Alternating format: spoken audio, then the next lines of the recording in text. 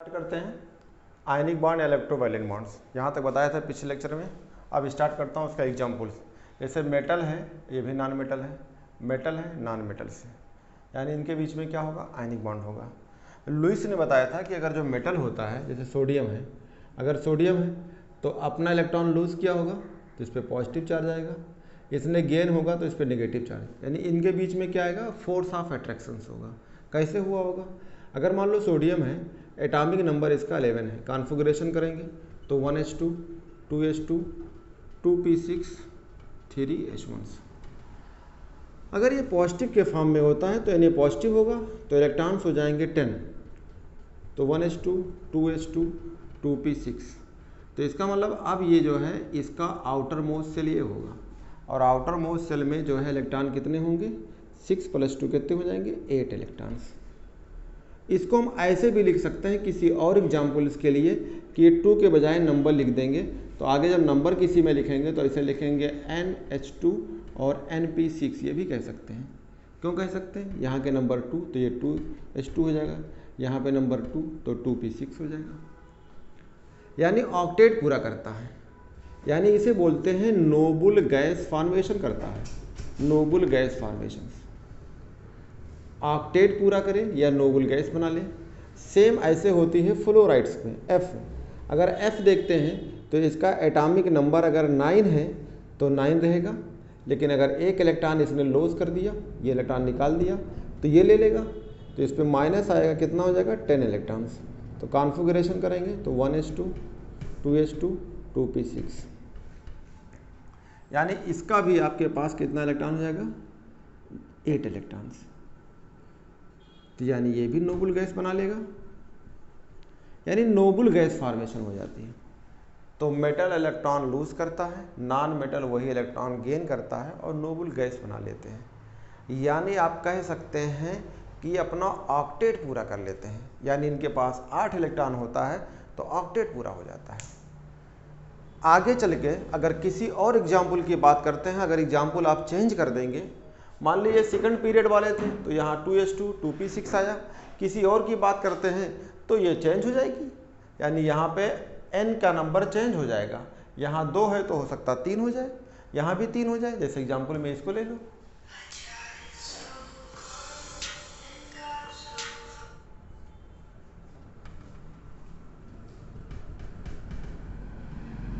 बीस वाले का 1s2 2s2 2p6 3s2 3p6, ठीक है, 4s2। देख लीजिए 6 4 10 है, और ये भी आपके 6 20 है, ये है। अगर जो है अब क्या करेंगे, ये सेकंड पीरियड के हैं, सॉरी ये जो है सेकंड ए के हैं, तो सेकंड ए में इलेक्ट्रॉन लॉस करेंगे तो कितना लॉस करेंगे, अगर ये कैल्शियम है 2 इलेक्ट्रॉन लॉस कर दे तो ये 18 हो जाएगा। 18 होगा तो फिर आप कहेंगे 1s2 2s2 2p6 3s2 3p6, ये खत्म हो गया। तो अब कितना इलेक्ट्रॉन होगा, 6 + 2 यानी 8 इलेक्ट्रॉन, यानी आउटर मोस्ट में 8 इलेक्ट्रॉन होता है, या नोबल गैस फॉर्मेशन करेगा। यानी इनर्ट गैस जो होते हैं वो नोबल गैस फॉर्मेशन करते हैं, उनके पास 8 इलेक्ट्रॉन, यहाँ भी 8 इलेक्ट्रॉन है। ये 2 इलेक्ट्रॉन ले लिया होगा, 2 इलेक्ट्रॉन का मतलब अलग अलग फ्लोरीन है, एक फ्लोरीन ने 1 इलेक्ट्रॉन लिया होगा तो 2 हो जाएंगे, 2 फ्लोरीन जाएंगे। अगर एक फ्लोरीन की अलग अलग की बात करेंगे तो इसके भी 10 इलेक्ट्रॉन होगा, दूसरे वाले के भी 10, क्योंकि इलेक्ट्रॉन 2 फ्लोरीन है, 2 इलेक्ट्रॉन गया है, तो फिर भी वही रहेगा 1s2 2s2 2p6, यानी आउटर मोस्ट में कितने इलेक्ट्रॉन हो जाएंगे, 8 इलेक्ट्रॉन। यानी किसी की भी एग्जाम्पल करते हैं, देखो यहाँ नंबर चेंज हो गया, यहाँ पे 2 2 था, अब यहाँ पे नंबर n बदल जाएगा, यानी 3 और 3 हो जाएगा, तब भी 6 + 2 है 8 इलेक्ट्रॉन होगा, और यहाँ भी 8 इलेक्ट्रॉन हो। तो अब आपको ये एक्सप्लेन करता हूँ कि मेटल हमेशा इलेक्ट्रॉन लूज करता है और वही इलेक्ट्रॉन नॉन मेटल गेन कर लेता है। लूज कर देता है, निकाल देता है, इसका मतलब ऑक्टेट पूरा करता है, इसका मतलब नोबल गैस फॉर्मेशन करता है। नॉन मेटल वही इलेक्ट्रॉन लेके ऑक्टेट पूरा करता है, यानी नोबल गैस बन जाता है। अब अगर आप कहें कि ये C है, कैल्शियम है ये, तो कैल्शियम की कितने, 2 पॉजिटिव, यानी 2 इलेक्ट्रॉन दिया होगा, किसको दे होगा, F के, एक एक अलग दो एफ है तो इसको एक को दिया, 2 से मल्टीप्लाई कर दीजिए। तो पॉजिटिव और निगेटिव है तो इनके बीच में क्या आएगा, फोर्स ऑफ अट्रैक्शंस, और यही आप फोर्स ऑफ अट्रैक्शंस को हम इलेक्ट्रोवायलेंट लिंकेज कह सकते हैं, इलेक्ट्रोस्टैटिक फोर्स ऑफ अट्रैक्शन कह सकते हैं, इसी को हम कूलम्बिक फोर्स भी कहते हैं। अब यहाँ पे स्टार्ट होता है, एनसीईआरटी में एक लाइन जाएंगे तो एनसीईआरटी ने इस चीज़ को एक्सप्लेन किया है। क्या किया है, एक लाइन में लिखता हूँ और एनसीईआरटी का ही लाइन है। तो ऐसे कहीं भी मेटल हो, नॉन मेटल हो, तो आप कह सकते हैं कि उनके बीच में आयनिक बॉन्ड्स बनते हैं और आयनिक बॉन्ड एक तरह का फोर्स ऑफ अट्रैक्शंस है। जैसे एनसीईआरटी के लैंग्वेज आएंगे तो एनसीईआरटी एक लाइन लिखाती है, the bond form as a result of the bond form as a result of, NCERT के लाइन है, result of the electrostatic attraction of the electrostatic attractions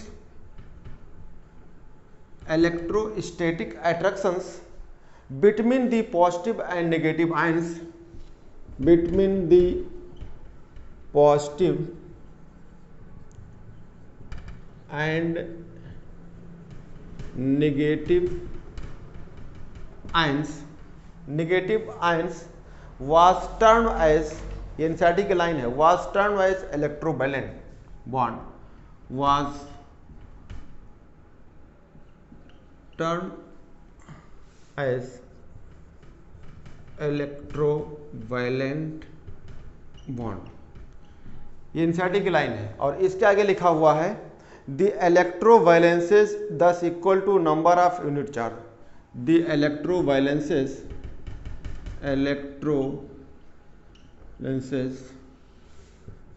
thus equal to unit charge।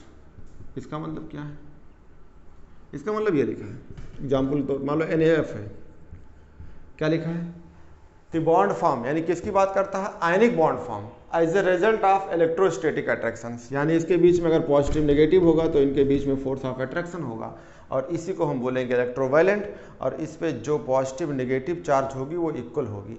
अगर एक positive एक negative की बात करते हैं तो इक्वल्स होगी। अब आती है बात कि अगर आयनिक बॉन्ड्स होते हैं तो आयनिक बॉन्ड के बारे में कुछ डिटेल पढ़ लिया जाए, तो और डिटेल पढ़ते हैं इसके बारे में। तो आयनिक बॉन्ड में थोड़ी डिटेल पढ़ेंगे। तो आप अगर एनसीईआरटी में देखना चाहते हैं तो एनसीईआरटी के पेज नंबर आप जाएंगे 1 से 2, 102 नंबर पे, 101 नंबर पे जाइए एनसीईआरटी पे और देखिए वहाँ लिखा आयनिक और इलेक्ट्रोवायलेंट बॉन्ड, उस पर आइए।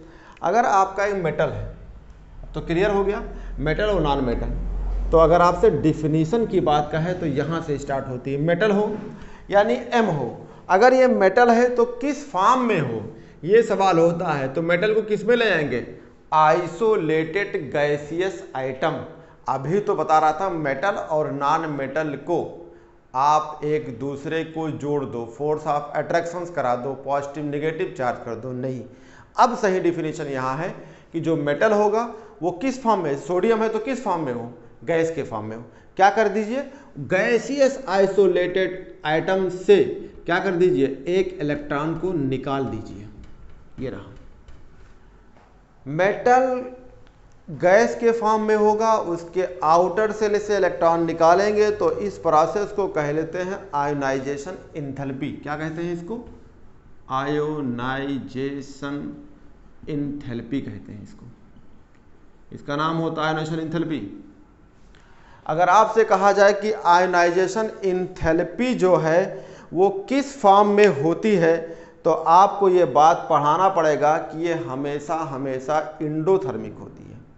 ठीक है, ये बात अभी आपको हम बताएंगे। अगर जो नॉन मेटल है वो क्या करेगा, इलेक्ट्रॉन को ले लेगा, लेकिन नॉन मेटल किस में हो, गैस के फॉर्म में हो। अगर वही इलेक्ट्रॉन जो लिया है वो इलेक्ट्रॉन अगर नॉन मेटल ले लेता है तो इस पर हो जाएगा x - g, और इसी को बोलते हैं इलेक्ट्रॉन गेन एंथैल्पी बोला जाता है। इसका नाम होता है electron gain enthalpy, electron gain enthalpy कहते हैं। अब दोनों में तरीका, अगर इलेक्ट्रॉन गेन इंथैल्पी है तो डेल्टा EGH कहेंगे, रिप्रेजेंट करते हैं, और इसको कहेंगे तो डेल्टा EH कहते हैं, आयोनाइजेशन IH, डेल्टा IH कहते हैं।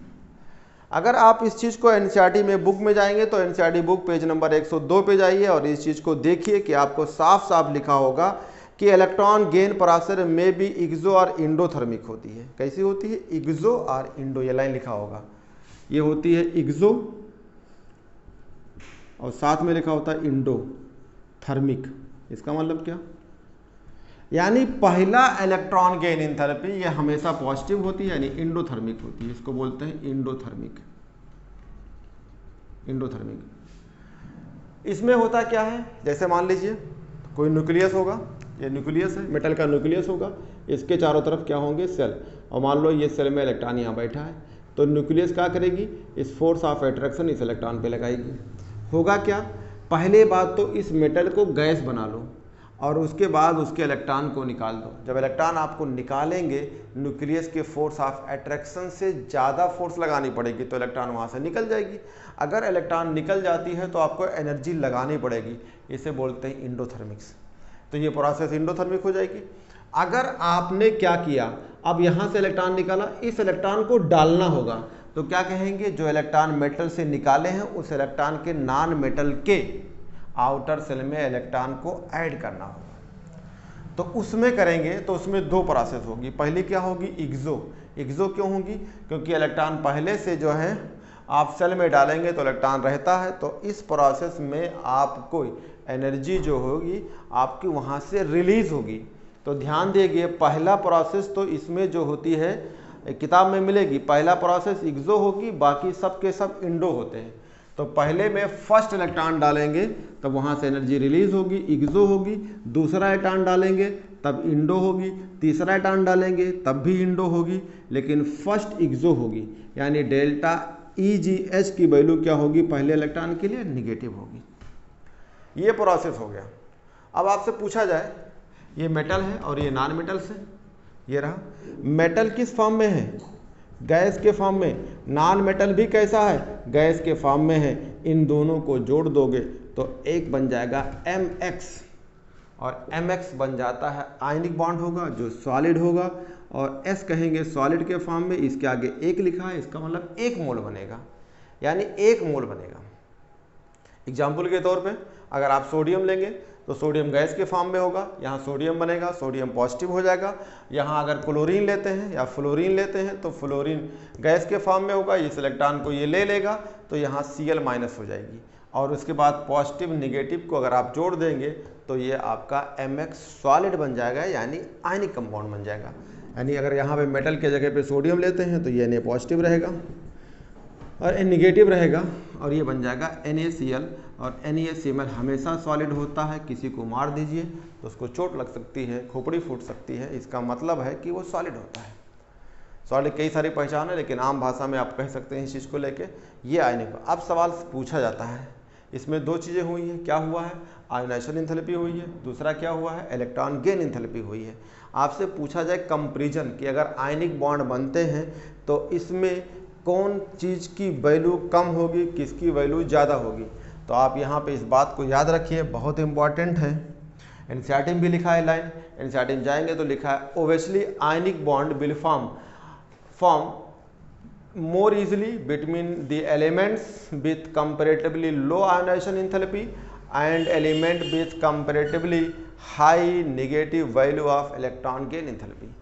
यानी आयनिक बॉन्ड बनेगा तो उसमें कंपैरिजन होगा, और कंपैरिजन से आप कह सकते हैं कि जो इलेक्ट्रॉन गेन इंथैल्पी होती है, यानी इलेक्ट्रॉन एफिनिटी की वैल्यू कम होगी, इलेक्ट्रॉन गेन इंथैल्पी की वैल्यू क्या होती है? ज़्यादा होती है। ये कंपैरेटिवली कह सकते हैं।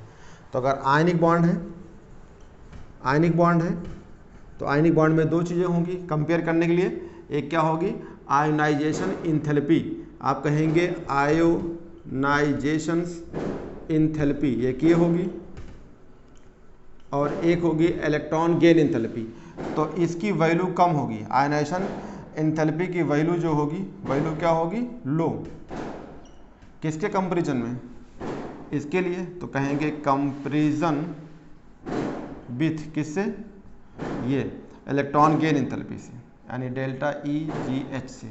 यानी EGH की वैल्यू क्या होगी, हाई, इसकी वैल्यू क्या होगी, ज़्यादा, कहेंगे वैल्यू हाई होगी। तो कंपेयर करेंगे तो दो ऑप्शन लिखा होगा, दोनों ऑप्शन में आपको बताना होगा कि आयनाइजेशन आयनिक कंपाउंड है, एक में आयनाइजेशन एंथैल्पी हो रही है तो मेटल के लिए होती होगी, एक जो है इलेक्ट्रॉन गेन एंथैल्पी होगी तो वो नॉन मेटल के लिए हो रही होगी।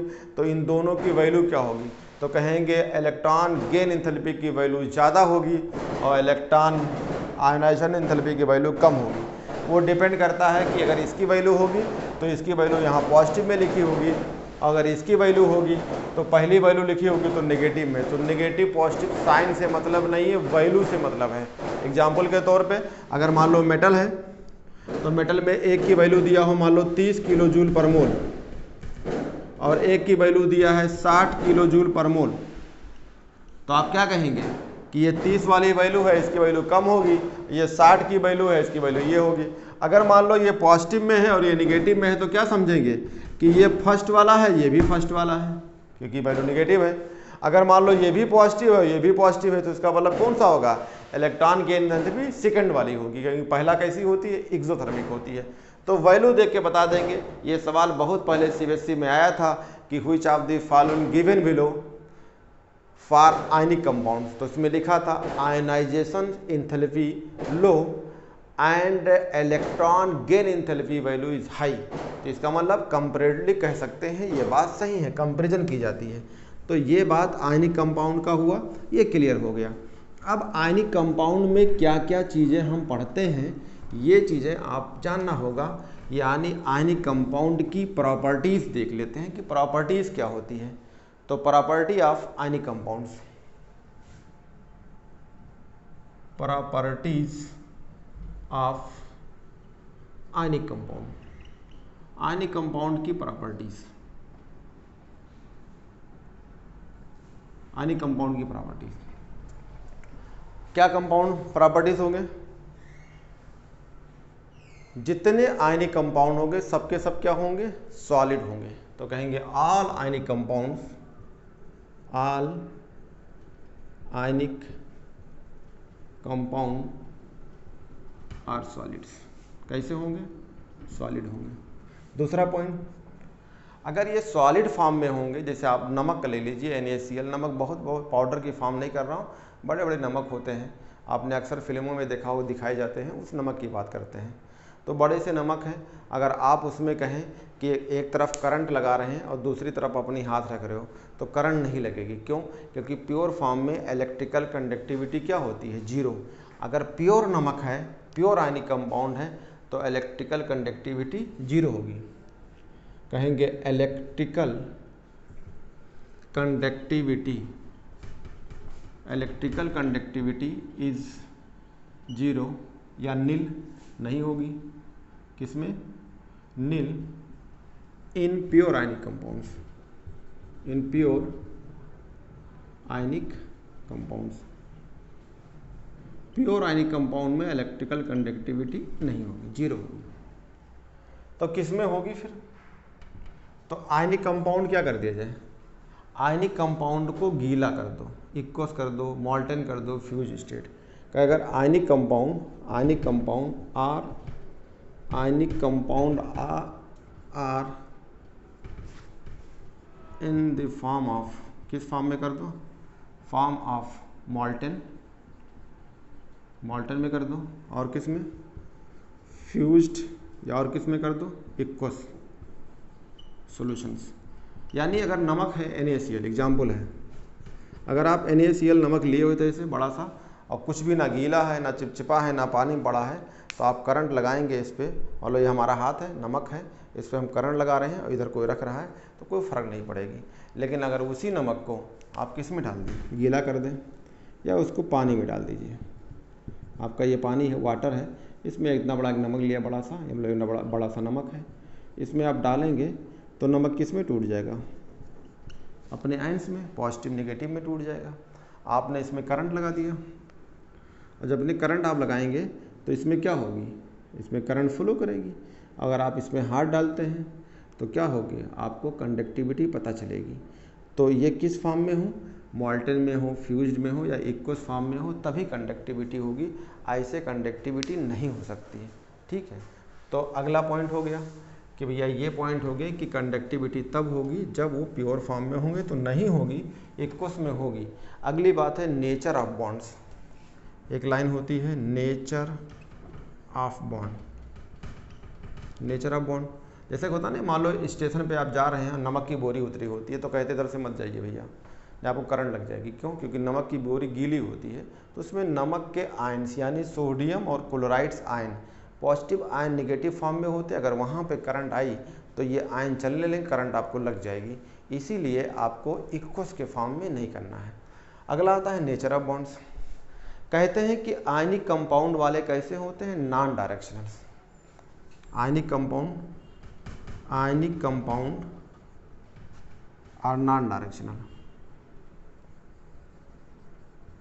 आयनिक कंपाउंड आर नॉन डायरेक्शनल। इसका मतलब क्या है, ये आप देखे होंगे। जैसे आप मान लो कोचिंग करके आ रहे हैं, बहुत सारी बैच कोचिंग किया, तो आपको चक्कर आने लगी, तो आप क्या करते हैं, नमक गिलास लेते हैं, मान लो शीशे गिलास लिया, पानी लिया, उसमें नमक डाल लिया और पी लेते हैं। लेकिन थोड़ी देर के लिए अगर आप उसको देखें, थोड़ी देर के लिए अगर आप उसको देखते हैं, ऐसे लेके आप एक चिमन नमक डालिए उसमें, और उसमें अगर देखिए तो आपको जैसे लगता है ना, कुछ पार्टिकल, छोटे गंदे गंदे पार्टिकल घूम रहे होते हैं। वो जो छोटे छोटे पार्टिकल होते हैं ना, वो क्या होते हैं, वो सोडियम और ये पॉजिटिव और Cl नेगेटिव होते हैं। कैसे घूमते हैं उसमें अगर देखेंगे ना, तो ऐसे करके जिग जैग ऐसे लगता है बहुत सारे इधर उधर को घूम रहे हैं। यानी इसका मतलब क्या होगा, नॉन डायरेक्शनल होगी, उनकी कोई डायरेक्शंस नहीं होगी। तो आयनिक कंपाउंड्स आर कैसे होंगे, नॉन डायरेक्शनल्स होते हैं। अगर जो लोग नॉन डायरेक्शनल होते हैं उसमें आप समझ सकते हैं कि इसमें ना तो आप हाइब्रिडाइजेशन पढ़ेंगे, ठीक है, तो कहेंगे देयरफॉर दिस कंपाउंड, जो कंपाउंड आप पढ़ रहे हैं, आर नॉट शो, क्या क्या शो नहीं करेंगे, हाइब्रिडाइजेशंस, ठीक है, dipole moments, geometry, shape, isomerism,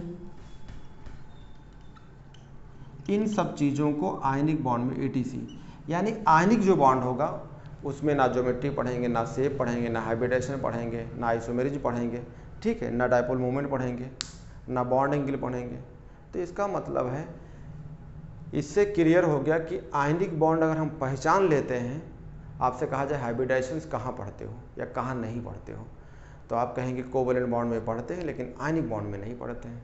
dipole moment कहाँ पढ़ते हैं, आयनिक बॉन्ड में नहीं पढ़ते हैं, कोवैलेंट बॉन्ड में पढ़ते हैं। आपसे पूछा जाए कि शेप कहाँ पढ़ेंगे, कहेंगे आयनिक बॉन्ड में नहीं पढ़ते हैं, कोवैलेंट बॉन्ड में पढ़ेंगे।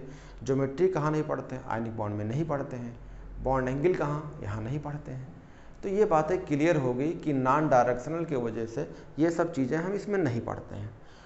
फिर एक बात आती है कि आयनिक कंपाउंड जो होते हैं वो कैसे होते हैं। तो आयनिक कंपाउंड ब्रिटल्स नेचर के होते हैं। नेचर आपसे पूछा जाए किस नेचर के होते हैं, तो ये ब्रिटल्स नेचर होते हैं, यानी इनको तोड़े जा सकते हैं, ये टूट जाते हैं। सही बात है, अगर आप टूटना होगा तो नमक लीजिए, उसमें जो है हथौड़ा मार दीजिए, गुम्मा मार दीजिए, फ़ौरन टूट जाएगा। तो कहेंगे ionic compound are brittle nature. Ionic compound या आयनिक बॉन्ड जो होते हैं, compound are brittle in nature, ठीक है।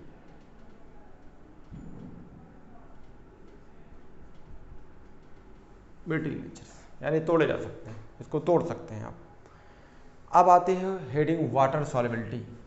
क्या आती है, वाटर सॉल्युबिलिटी। वाटर सॉल्युबिलिटी, आप नमक को लेते हो, पानी में डालते हो, टूट जाता है, क्या रीजन है। तो अगर आप नमक को लेते हो, पानी में डालता है, तो पानी का डाइलेक्ट्रिक जो कांस्टेंट होता है वो बहुत ज़्यादा होता है, और आयनिक कंपाउंड के अंदर जो फोर्स ऑफ अट्रैक्शंस होती है उसे ब्रेक कर देती है। जैसे मान लो आपने नमक लिया, ये NaCl है, तो NaCl में पॉजिटिव नेगेटिव चार्ज होगा। इसको मान लो उठा के आपने पानी में डाल दिया तो ये पानी बड़ा होगा, ये डाल दिया तो पानी का क्या होगा, पानी का डाइलेक्ट्रिक कांस्टेंट है। तो इसको मैं मिटा देता हूँ, ऐसे बाहर से समझा देता हूँ कि मान लो ये पानी में पड़ा है, किसी गिलास में है या किसी चीज़ में पड़ा है, इनके बीच में फोर्स ऑफ अट्रैक्शन होगी, पॉजिटिव नेगेटिव चार्ज है। तो मान लो ये आपके वाटर कितना होता है, नियर अबाउट 80-82 के आसपास होता है। ये जाता है इनके जो अट्रैक्शंस को वो ब्रेक कर देता है, लो ब्रेक कर दिया। मान लो ये पानी के अंदर कहानी है तो ये क्या टूट बन जाएगा, तो बन जाएगा Na पॉजिटिव इक्वस और Cl नेगेटिव इक्वस के फॉर्म में। ये दूर दूर हो गए, अब घूम रहे हैं। इसका मतलब जो ब्रेक करने की जो चीज़ें हैं वो किसने ब्रेक किया है, dielectric constant of water ने तोड़ दिया है, इसलिए टूटा हुआ है। तो आप एक लाइन कह सकते हैं कि most of the ionic compounds are water soluble due to high dielectric constants of waters, due to high dielectric constant of waters which the force of attractions breaks into the ions, यानी Na positive and Cl negative में। यानी कहेंगे कि पानी का dielectric constant जाके ionic compound के को अलग अलग आयन में कर देता है, यही रीजन होती है, इसलिए पानी में घुल जाता है। अगर कोई आयनिक कंपाउंड पानी में घुलता है तो आप कहेंगे डाइलेक्ट्रिक कांस्टेंट ने ही उसकी फोर्स ऑफ अट्रैक्शंस को ब्रेक किया है, इसलिए वो आयन में टूट गया है।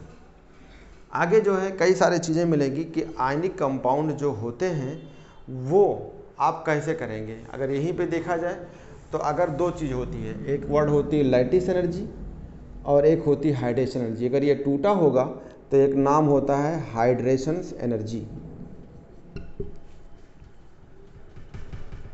और एक लाइन होती है लैटिस एंथैल्पी या लैटिस एनर्जी, लैटिस एंथैल्पी। अगर ये पानी में टूट गया है तो कहेंगे इस कंपाउंड की हाइड्रेशन एंथैल्पी एनर्जी ज़्यादा थी लैटिस से, इसलिए टूट गया है, ये भी बात बोल सकते हैं। तो आगे जो है आपको एक्सप्लेन करेंगी कि हाइड्रेशंस क्या होते हैं, हाइड्रेशंस क्या होते हैं या हाइड्रेशन एनर्जी क्या होती है।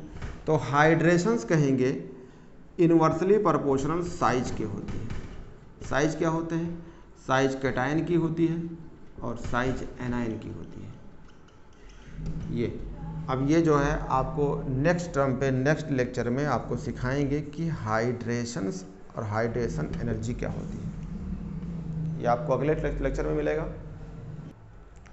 आपको हाइड्रेशन बता रहे थे, ये हाइड्रेशन कंटिन्यू कर देता हूँ। तो हाइड्रेशन का मतलब होता है कैटायन एनायन की साइज। तो कैसे पता चलेगा कोई कैटायन क्या है कोई एनायन क्या है, तो इसके लिए मैं आपको एक ट्रिक सिखा देता हूँ और उस ट्रिक से आपको मैं इसको यूज करा देता हूँ, तो आपके लिए आसान हो जाएगा कि कोई चीज़ पानी में घुली है तो कैसे घुलती है, क्या रीज़न होता है। पहला चीज़ देखो, हमारा ट्रिक्स है, जैसे आपसे प्यार से बोलते हो कैटायन, तो कैटायन का मतलब आप कह दीजिए कट गया। क्या हो गया, अगर किसी पे पॉजिटिव चार्ज आएगी तो वो कट जाएगा। कटने का मतलब साइज में क्या हो जाता है, छोटा हो जाता है। अगर कोई एनायन होगा, एनायन का मतलब है नेगेटिव चार्ज आया होगा तो वो अधिक हो गया होगा। अधिक माने बड़ा, अधिक मतलब क्या होगा, साइज में बड़ा हो गया। ये तो आप एक बात कह सकते हैं, कैटायन मीन्स कट गया यानी छोटा हो गया यानी पॉजिटिव चार्ज आया होगा, और एनायन का मतलब नेगेटिव यानी आ से एनायन आ से अधिक यानी साइज में बड़ी हो गई होगी। कैसे पहचानेंगे, यहाँ पहचानेंगे। जैसे मान लो आपसे कहा जाए Na पॉजिटिव है और Cl नेगेटिव है, किसकी साइज बड़ी, तो आप तुरंत कहिए ये एनायन बना है यानी ये अधिक होगा, साइज में बड़ी हो गई होगी। ये कैटायन है, इसका मतलब ये कट गया होगा, पॉजिटिव चार्ज है, साइज में छोटा हो गया। ये आप प्रूव भी कर सकते हैं, अगर आप चाहें तो ये ट्रिक है इस्तेमाल कर लीजिए, और नहीं तो फिर आप प्रूफ देख लीजिए। ये रहा प्रूफ, कैसे रहा होगा, ये रहा सोडियम रहा होगा, तो सोडियम पहले तो 11 रहा होगा और 11 में इलेक्ट्रॉनिक कॉन्फ़िगरेशन करेंगे 1s2 2s2 2p6 3s1 रहा होगा। जैसे इसको आपने Na पॉजिटिव बनाया होगा वैसे 10 इलेक्ट्रॉन हो गया होगा, ये आउटर सेल गायब हो गया होगा, इलेक्ट्रॉन गायब हो गया। तो अभी तो देखेंगे इसके बारे में सोचेंगे तो क्या रहा होगा, इसका न्यूक्लियस है, ये पहला सेल है, ये दूसरा सेल है, ये तीसरा सेल है। आप भरेंगे तो पहले सेल में 1s2 हो गया, दूसरे सेल में 2s2 और 2p6, तीसरे सेल में क्या है 3s1। लेकिन जब आप पॉजिटिव कर दिए तो क्या होगा, ये लास्ट वाला सेल गायब, आपकी क्या बचेगा 1s2 वाला सेल है और ये आपका 2s2 और 2p6 वाला है। अगर यहाँ से इसकी दूरी नापा जाए और यहाँ से इसकी दूरी नापा जाए तो ये साइज में क्या थी बड़ी, अब ये कैटायन क्या हो गई छोटी, क्योंकि इसकी लंबाई कम होगी इसकी लंबाई बड़ी है, तो कैटायन क्या हो जाएगा इलेक्ट्रॉन निकालने से छोटा हो जाता है। एनायन में क्या होगा, एलान पहले 17 रहा होगा, कॉन्फ़िगरेशन करो कोई दिक्कत नहीं, जब इस पर एक इलेक्ट्रॉन 18 होगा तो साइज में थोड़ी क्या होती है बड़ी मिलती है। तो इसलिए मैंने कहा था कि इलेक्ट्रॉन आने से साइज बढ़ जाती है, यानी निगेटिव चार्ज होने से साइज बढ़ जाती है। तो अगर आपसे पूछा जाए कि इन दोनों में किसकी बड़ी साइज है तो कहेंगे अगर रेडियस देखा जाए इसका और इसका तो ये बड़ा मिलेगा। अब आती है बात कैसे इसको हाइड्रेशन से एक्सप्लेन करोगे, तो आप देखते हैं हाइड्रेशन से। तो अगर हाइड्रेशन क्या होता है, हाइड्रेशन का मतलब होता है कैटायन एनायन के बारे में, तो इन्वर्सली प्रोपोर्शनल साइज के अभी पढ़ा है, इन्वर्सली प्रोपोर्शनल क्या साइज, तो कैटायन की बात करते हैं फॉर कैटायंस। अगर कैटायन को लेते हैं कैटायन के लिए तो कैटायन में क्या मिलेगा आपको, कैटायन में ये मिलेगा छोटा रहेगा, तो जब छोटा रहेगा तो हाइड्रेशन क्या होगी ज़्यादा। तो हाइड्रेशन का मतलब होता है एक वाटर का लेयर, एक नहीं कई सारी वाटर की लेयर बन जाती है। तो अगर हम सोडियम लेंगे तो सोडियम ये रहा पॉजिटिव, इस पे वाटर की लेयर बन जाती है, ये वाटर का लेयर बन जाएगा, ये वाटर का लेयर बन जाएगा, ये ऐसे ऐसे वाटर के लेयर बन जाते हैं, तो इसे हाइड्रेशन होते हैं और ये प्रोसेस होती है तो इससे एनर्जी निकलती है, इसे बोलते हैं हाइड्रेशन एनर्जी। अब वाटर कैसे लगेगा, जब वाटर होता है H2O तो ये कैसे लगेगा, तो ये आपका वाटर का ये फार्मूला होता है H2O। तो ये अगर ये यहाँ पे पॉजिटिव होता है तो पॉजिटिव के अट्रैक्शंस कौन करेगी, निगेटिव वाला। तो ऑक्सीजन जो होता है थोड़ा अंदर होता है, हाइड्रोजन थोड़ा बाहर होता है, यानी पॉजिटिव निगेटिव के बीच में अट्रैक्शन यानी पानी लगी रहेगी। अगर चार्ज देखेंगे तो इस हाइड्रोजन पे पॉजिटिव और ये इस पे पार्शियल निगेटिव ये आएगा। लेकिन अगर फॉर एनायन देखते हैं, एनायन मतलब Cl के लिए, निगेटिव वाले के लिए, ये एनायन देख लिया, ये कैटायन के लिए देख रहे हैं, तो एनायन ऑलरेडी साइज क्या है बड़ी, तो पानी क्या लगेगा कम, यानी हाइड्रेशन प्रोसेस कम होगी, तो इस पे जो पानी लगता है यानी हाइड्रेशन होती है तो ये कम होती है, ये कम हो जाती है। तो जब हाइड्रेशन हो जाएगा तब साइज अलग होती है, हाइड्रेशन नहीं होता है तो साइज अलग होती है। अगर आपसे देखा जाए ये न्यूक्लियस है, इसकी रेडियस है, तो ये Cl- की रेडियस होगी और ये पॉजिटिव है और इसकी रेडियस है यानी पॉजिटिव है। आपसे पूछा जाए दोनों बड़ी कौन है, तो हाइड्रेशन होने पे RNA पॉजिटिव की साइज बढ़ जाती है RCl नेगेटिव से। कब प्रोसेस जब होते हैं, जब ये हाइड्रेशन हो जाता है। अब आती है बात हाइड्रेशन, जब पानी लगेगा हाइड्रेशन प्रोसेस होगी तब जो है एनर्जी भी रिलीज होती है, तो इसको बोलते हैं हाइड्रेशन एनर्जी। जब प्रोसेस होती है एनर्जी रिलीज होती है तब बोलते हैं हाइड्रेशन एनर्जी। अब आती है बात चलने की, अगर हाइड्रेशन हो गया और आपसे कहा जाए चलाओ इसको, कंडक्टिविटी बताओ, ये आप 2017 का सवाल था, लिथियम सोडियम पोटेशियम रिवेडियम सीजियम था, कह रहा था ऑर्डर ऑफ कंडक्टिविटी बताइए। अगर कोई भी बच्चा अगर छोटे में साइज में है, अगर वो बहुत ज़्यादा खा लेता है, एकदम पेट वोट उसकी फटने नौबत आती है, तो कितना थुलथुल होता, चल ही नहीं पाता है वो। यही कहानी हाइड्रेशन में होती है, जब आदमी थुलथुल हो जाता है। तो कंडक्टिविटी की बात करते हैं, यानी कंडक्टिविटी, तो कंडक्टिविटी मतलब चलने की बात करते हैं। तो इसमें कौन तेज चलेगा, तो ये चलेगा, क्योंकि ये साइज में क्या हो गया, वाटर अपने चारों तरफ ज़्यादा लगा लिया, तो साइज में अब ये फैल गया, नहीं चल पाएगा। तो कंडक्टिविटी यानी ऑर्डर ऑफ कंडक्ट चलने की, तो चलने कंडक्टिविटी किसी रहेगी। अगर हाइड्रेशन की बात करेंगे तो आप कहेंगे कि Cl- इक्वस ज़्यादा चलेगा in comparison to Na positive aqueous से, क्योंकि इन दोनों की आपको सामने दिख रही है कि साइज में ये बड़े होंगे, साइज में ये छोटे होंगे, तो अब ये चलने के ज़्यादा रहेगी। तो यही सवाल, सेम सवाल आया था 2017 में नीट में, वहाँ बस एक था, कह रहा था order of conductivity of NaCl मतलब लिथियम सोडियम पोटेशियम रिवेडियम सीजियम, और साथ में क्वेश्चन उसमें लिखा हुआ था कि अगर इलेक्ट्रिक फील्ड लगा दिया जाए तब। तो देखो भाई, अगर इलेक्ट्रिक फील्ड लगाते हैं सब पे पॉजिटिव चार्ज हो तो इलेक्ट्रिक फील्ड तो इफेक्ट कुछ आएगी नहीं, सब पे इफेक्ट तो हो ही जाएगी, जितना चार्ज सब पे उतने चार्ज सब पे रहेगा। तो क्या दिखेगी, सिर्फ कंडक्टिविटी। तो वहाँ लिथियम छोटी होती है तो उसके ऊपर पानी का लेयर ज़्यादा हो जाएगा तो लिथियम नहीं चल पाएगी। जो साइज में छोटे होंगे वो हाइड्रेशन करके बड़े साइज बना लेते हैं, तो कंडक्टिविटी उल्टा हो जाएगी, जिसकी साइज बड़ी होगी उसकी कंडक्टिविटी ज़्यादा हो जाएगी। आगे चलते हैं, ये बात आपकी रहे। अब अगर किसी में हाइड्रेशन होता है तो हाइड्रेशन का प्रोसेस ये हो गया। अगर उसमें कहे लैटिस एनर्जी क्या है तो लैटिस एनर्जी पढ़ाऊंगा। फिर दोनों को कंपेयर करके बताता हूं कि जिसकी लैटिस एनर्जी ज़्यादा होगी हाइड्रेशन एनर्जी से, वो चीज़ पानी में नहीं घुलेगा, पानी में नहीं टूटेगा।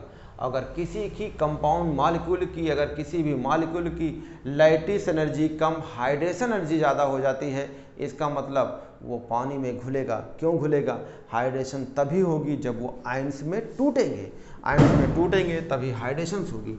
तो आगे प्रोसेस है आपका, अगला चीज़ है वो है आयनिक कंपाउंड की ही बात, उसका नाम है लैटिस एंथैल्पी या लैटिस एनर्जी।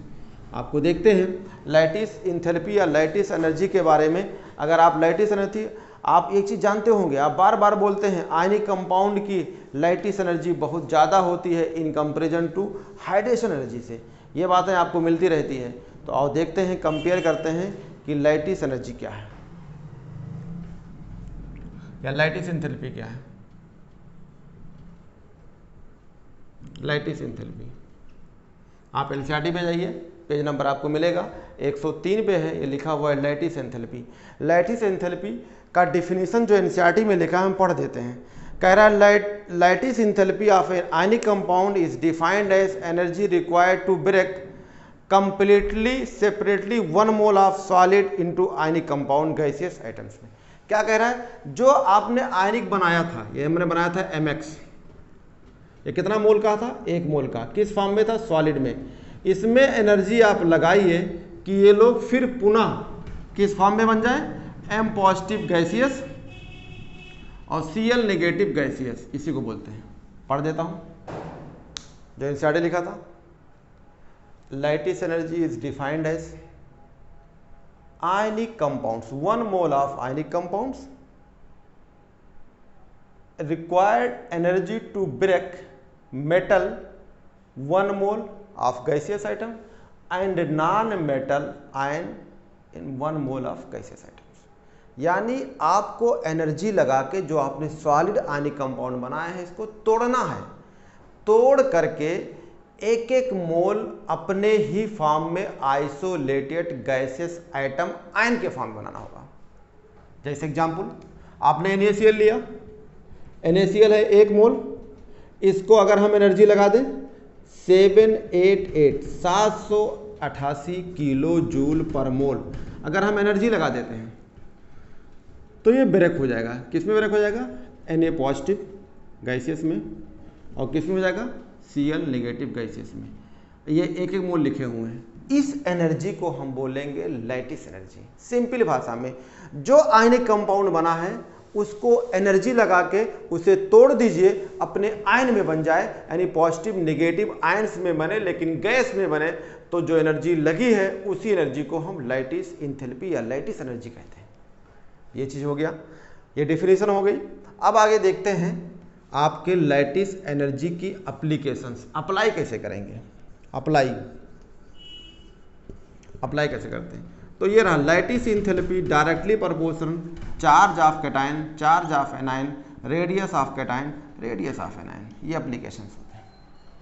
यानी कोई कंपाउंड है NaCl है, तो NaCl को तोड़ेगा तो क्या बनेगा, positive negative.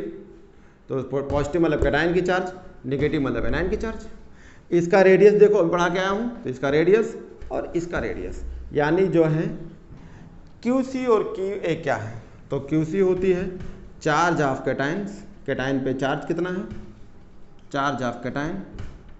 QA charge of anion, anion. RC radius of cation, ये। और RA क्या कहेंगे, रेडियस ऑफ एनायन की बात करते हैं, रेडियस ऑफ एनायन। अगर एक कैटायन एनायन की चार्ज और रेडियस होगी तो कैसे अप्लाई करेंगे, ये बात तो पता हो गया। और पहले कुछ बातें आप जान लें कि ये तो एप्लीकेशंस के फार्मूले होंगे।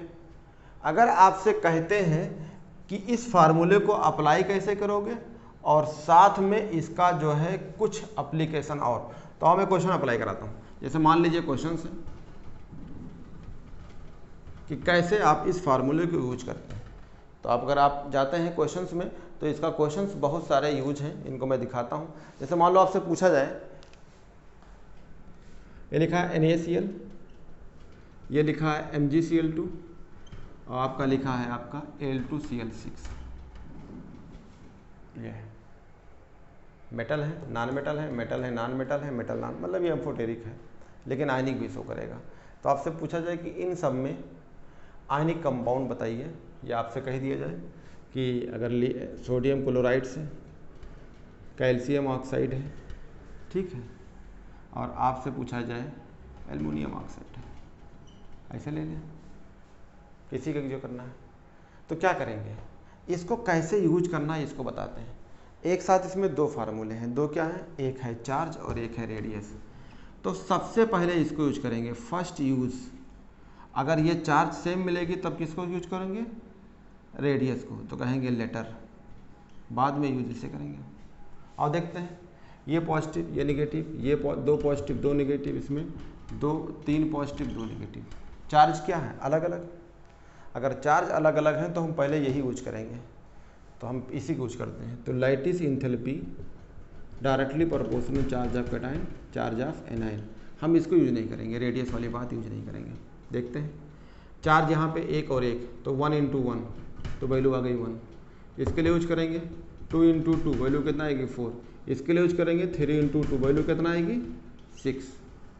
यानी चार्ज को मल्टीप्लाई कर दिया, तो जितने ज़्यादा चार्ज उतने ज़्यादा लैटिस एनर्जी। तो ऑर्डर क्या हो जाएगा, ये रहा ऑर्डर हो जाएगा। यानी चार्ज को मल्टीप्लाई कर दीजिए, चार्ज को मल्टीप्लाई कर दीजिए, चार्ज को मल्टीप्लाई कर दीजिए, यानी लैटिस इंथैल्पी बढ़ जाएगी। अगर ऐसे सवाल आते हैं, यहाँ पे भी वही होगा, आप तोड़ देंगे तो इनमें क्या होगा, एक पॉजिटिव एक नेगेटिव, दो पॉजिटिव एक नेगेटिव, यहाँ तीन पॉजिटिव एक नेगेटिव, ये हो जाएगा। मल्टीप्लाई करिए 1 × 1 तो 1 ही रहेगा, यहाँ 2 × 1 तो 2 रहेगा, यहाँ 3 × 1 यहाँ 3 रहेगा, तो इसमें भी ऑर्डर यही रहेगी, यानी आपका ऑर्डर यही हो जाएगा, लैटिस इंथैल्पी का ऑर्डर आपका ये हो जाएगा। ऐसे सवाल भी आते हैं लैटिस इंथैल्पी में कि आपको अप्लाई करना है, मान लो ऐसे करके आ जाए, जैसे NaCl, KCl, RbCl, CaCl, इसमें क्या है, एक पॉजिटिव एक नेगेटिव, एक पॉजिटिव एक नेगेटिव, एक पॉजिटिव एक नेगेटिव, एक पॉजिटिव एक नेगेटिव। तो इसमें चार्ज दोनों पे क्या है, अगर हम कहें lattice enthalpy directly proportional charge of cation charge of anion, तो चार्ज तो सब में सेम है, तो इसको अप्लाई नहीं करेंगे। तो किसको अप्लाई करेंगे, inversely proportional radius of cation और रेडियस ऑफ एनायन की, इसकी यूज करेंगे। यानी इसमें भी कौन यूज करेंगे, एनायन तो कॉमन होंगे, एनायन कॉमन है तो एनायन को हटा दो, तो क्या देखेंगे, सिर्फ lattice enthalpy inversely proportional radius of cations. जिस कैटायन की रेडियस ज़्यादा होगी उसकी लैटिस इंथैल्पी क्या हो जाएगी, अपने आप कम, तो ऑर्डर क्या हो जाएगा, ये से करके। तो कभी भी अगर रेडियस बढ़ी यानी रेडियस से ज़्यादा है तो इन्वर्सली प्रोपोर्शनल, तो ऑर्डर ये हो जाएगा। तो ये हो गया आपके लैटिस इंथैल्पी।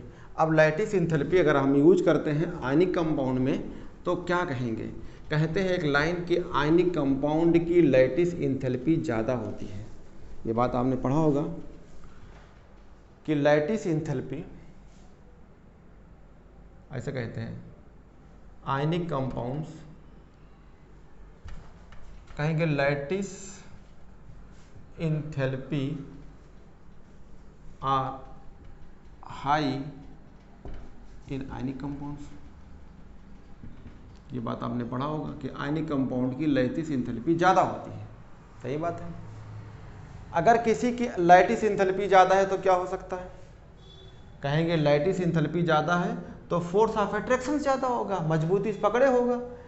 तो आयनिक कंपाउंड की क्या क्या ज़्यादा हो सकती है, कहेंगे आयनिक कंपाउंड जो होंगे directly proportional lattice enthalpy, ionic compound को कंपेयर करेंगे तो कहेंगे डायरेक्टली प्रोपोर्शनल लैटिस एंथैल्पी। तो इसका मतलब क्या होगा, आयनिक कंपाउंड का क्या ज़्यादा हो सकता है, फोर्स ऑफ अट्रैक्शन ज़्यादा हो सकता है। आयनिक कंपाउंड जो है जब अट्रैक्शन ज़्यादा होगी तो आयनिक कंपाउंड की कहेंगे आयनिक कंपाउंड्स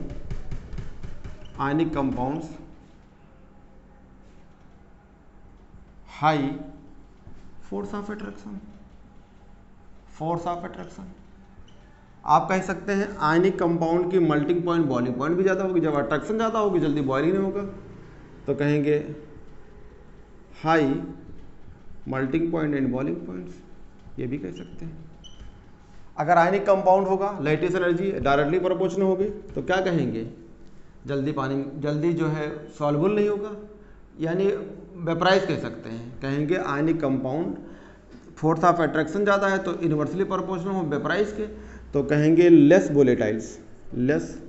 वोलेटाइल होंगे, यानी जब डालेंगे भाप गर्म करेंगे जल्दी टूटेगा नहीं, क्योंकि अट्रैक्शन ज़्यादा होती है तो भाप नहीं बनेगी, पानी में घुल जाता है, ये अलग रीज़न है। लैटिस वो है डायलेक्ट्रिक कांस्टेंट, लेकिन कहा जाए वोलेटाइल भाप बनने की बात है, जल्दी नहीं बनेगी क्योंकि फोर्स ऑफ अट्रैक्शन ज़्यादा है। मेल्टिंग पॉइंट बॉइलिंग पॉइंट ज़्यादा है क्योंकि फोर्स ऑफ अट्रैक्शन ज़्यादा है। तो आयनिक कंपाउंड का highly melting point boiling point होती है, कहेंगे लेस वोलेटाइल होती है। और आयनिक कंपाउंड जब फोर्स ऑफ अट्रैक्शन ज़्यादा होते हैं तो वो सॉलिड भी होते हैं, कहते हैं काफ़ी सॉलिड भी होते हैं। लैटिस एनर्जी अगर ज़्यादा है तो जल्दी पानी में नहीं घुलेगा, अगर आयनिक कंपाउंड है, अगर जल्दी है लैटिस एनर्जी ज़्यादा होगी तो पानी में इनसॉल्युबल होगा, जल्दी घुलेगा नहीं। तो बात आती है अगर हाइड्रेशन इंथैल्पी किसी की ज़्यादा हो जाए लैटिस इंथैल्पी से, तो कहेंगे कंपाउंड जो होगा compound are soluble in water.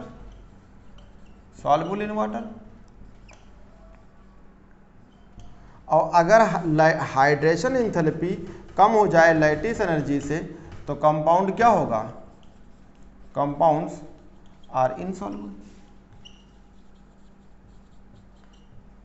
In water, पानी में नहीं घुलेगा, ये चीज़ होती है। तो ये बातें हो गई लैटिस से। अब बस एक लास्ट चीज़ बचा है, कौन अगर ये लाइन हो जाए कि लैटिस एंथैल्पी ज़्यादा होती है तो कंपाउंड पानी में नहीं घुलेगा, अगर नहीं घुलेगा तो उसे क्या बोलोगे आप, पीपीटी।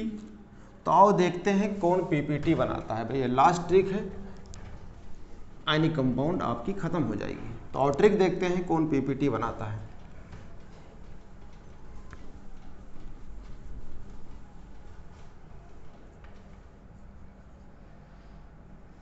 ये ट्रिक है आपका, और ट्रिक में है क्या है, पीपीटी, यानी प्रिसिपिटेट बनाएगा। प्रिसिपिटेट कौन बनाएगा, जिसकी लैटिस इंथैल्पी क्या हो जाए, ज़्यादा हो जाए हाइड्रेशन इंथैल्पी से, ये तो वो पीपीटी बनाएगा ये।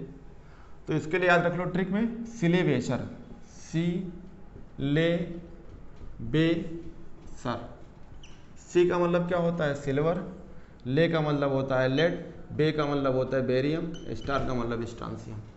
अगर इनकी सल्फेट की बात करते हैं, सल्फेट, और सल्फेट देखते हैं, सल्फेट क्या होता है, SO4-2, इनको सल्फेट बना दो तो Ag2SO4, ये बन जाएगा PbSO4, ये बन जाएगा BaSO4, ये बन जाएगा SrSO4।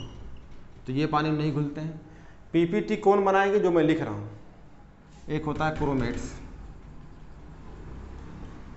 ये Ag2Cr2O4, एक होता है PbCr2O4, एक होता है BaCr2O4, ये घुल जाता है।